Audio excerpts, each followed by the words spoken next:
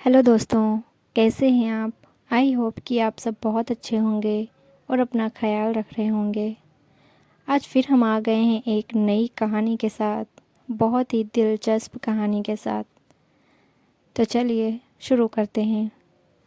दोस्तों, एक गांव में नेहा नाम की लड़की अपने माता पिता तथा अपने भाई के साथ रहती थी। हालांकि नेहा अपने भाई से बड़ी थी, लेकिन वह अपने परिवार के साथ बहुत खुश थी और वह 10वीं कक्षा में पढ़ रही थी और वह साइकिल से स्कूल जाती थी। नेहा के माता पिता अपने घर का पालन पोषण करने तथा अपने बच्चों को शिक्षित करने के लिए कड़ी मेहनत करते थे। वहीं नेहा और उनका छोटा भाई अपनी अपनी साइकिल से स्कूल जाते थे और जब स्कूल को शाम में छुट्टी होती थी तो वह घर लौट आते थे। लेकिन एक दिन जब नेहा की एक्स्ट्रा क्लास चल रही होती है, उस दिन नेहा का भाई स्कूल से घर लौट जाता है। नेहा के एक्स्ट्रा क्लास छूटने के बाद वह घर के लिए निकल जाती है, लेकिन अचानक उसकी साइकिल खराब हो जाती है। इसीलिए वह छोटे बच्चों की स्कूल बस में बैठकर घर आ जाती है। अगले दिन भी नेहा छोटे बच्चों की स्कूल बस में बैठकर स्कूल जाती है और शाम को स्कूल से निकलने के बाद अपनी साइकिल ठीक करवाती है और अपने घर लौट आती है।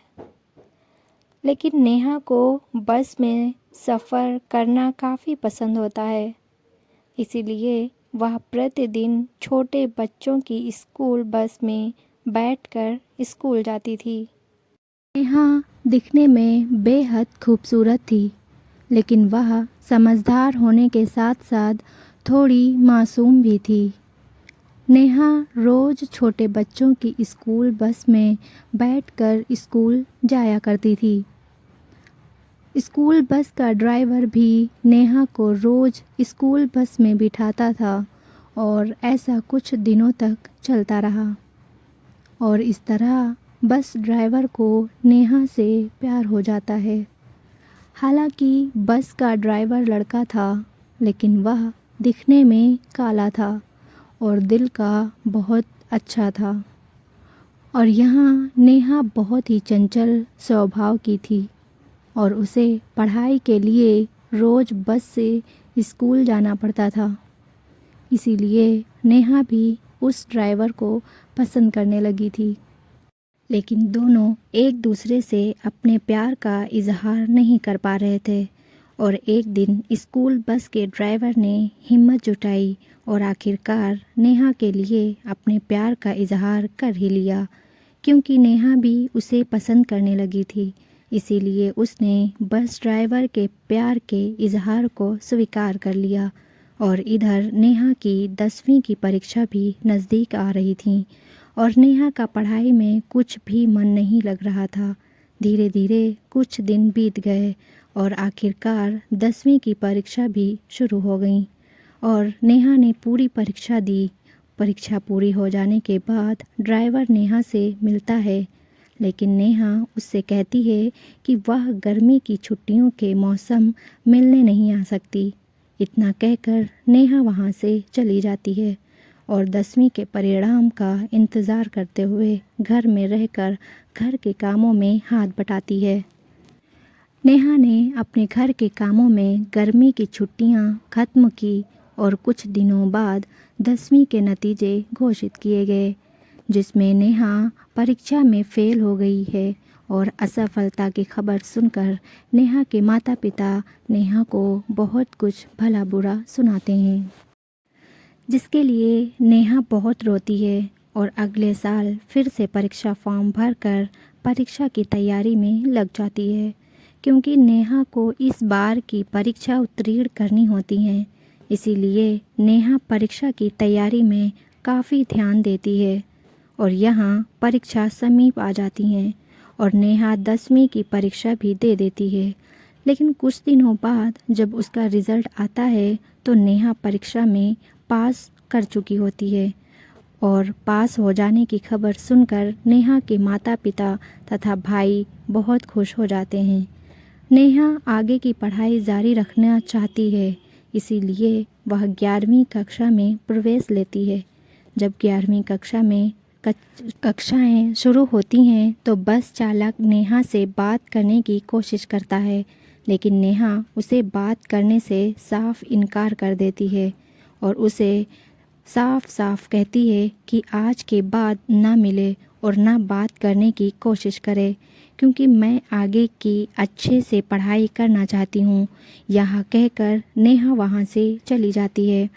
लेकिन यह सुनकर स्कूल बस चालक काफ़ी टूट जाता है, लेकिन वह बहुत समझदार होता है, इसीलिए वह नहीं चाहता कि उसके वजह से नेहा की पढ़ाई में कोई बाधा आए।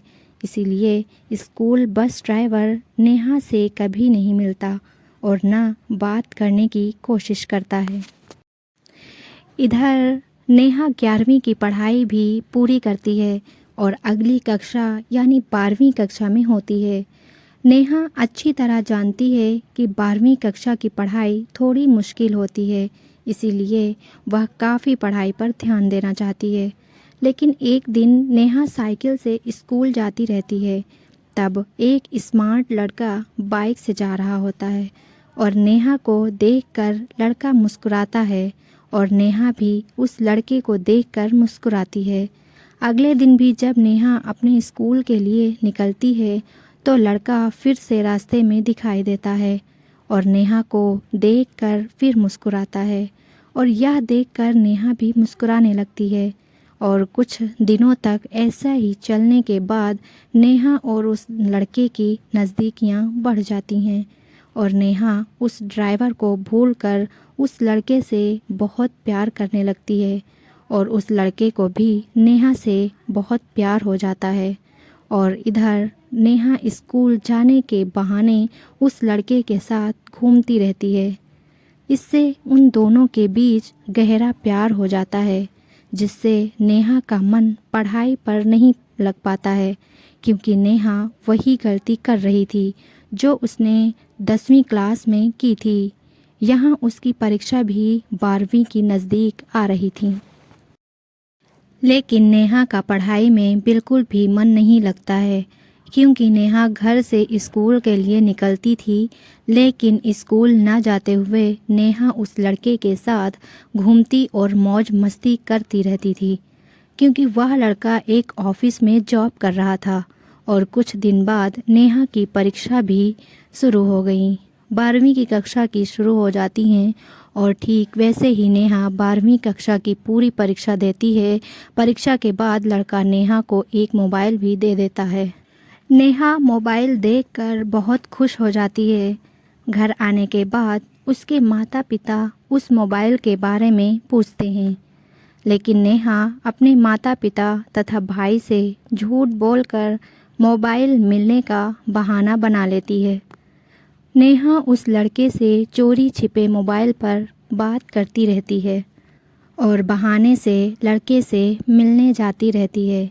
कुछ दिनों के बाद जब नेहा की 12वीं कक्षा के परिणाम घोषित किए जाते हैं और नेहा 12वीं कक्षा में फेल हो जाती है और यहाँ फेल के साथ नेहा के माता पिता को उस लड़के और नेहा के रिश्ते के बारे में पता चलता है और इस हरकत से नेहा के माता पिता बहुत नाराज़ हो जाते हैं और नेहा की इस हरकत के कारण उनके माता पिता नेहा की शादी करने का फैसला करते हैं। यह सुनकर नेहा बहुत रोती है और नेहा की इस हरकत के कारण नेहा के माता पिता उसे घर से बाहर भी नहीं जाने देते हैं। लेकिन एक दिन रात को सभी के सो जाने के बाद नेहा अपने मोबाइल से लड़की को कॉल करती है और अपनी शादी के बारे में सब कुछ बता देती है। लेकिन लड़का नेहा से शादी करना चाहता है, इसीलिए लड़का नेहा के माता पिता से शादी की बात करने वाला होता है। अगले दिन लड़का नेहा के घर जाता है और नेहा के माता पिता से अपनी और नेहा की शादी के बारे में बात करता है। लेकिन नेहा के माता पिता उस लड़के को शादी करने से मना कर देते हैं और लड़के को भला बुरा कहकर भगा देते हैं। यह सुनकर नेहा अपने माता पिता से काफ़ी नाराज़ हो जाती है और गुस्से में नेहा अपने माता पिता को लड़के के साथ भाग जाने तथा शादी करने की धमकी देती है। लेकिन लड़का बहुत समझदार होता है क्योंकि वह अपने माता पिता तथा नेहा के साथ माता पिता को दुखी नहीं करना चाहता है।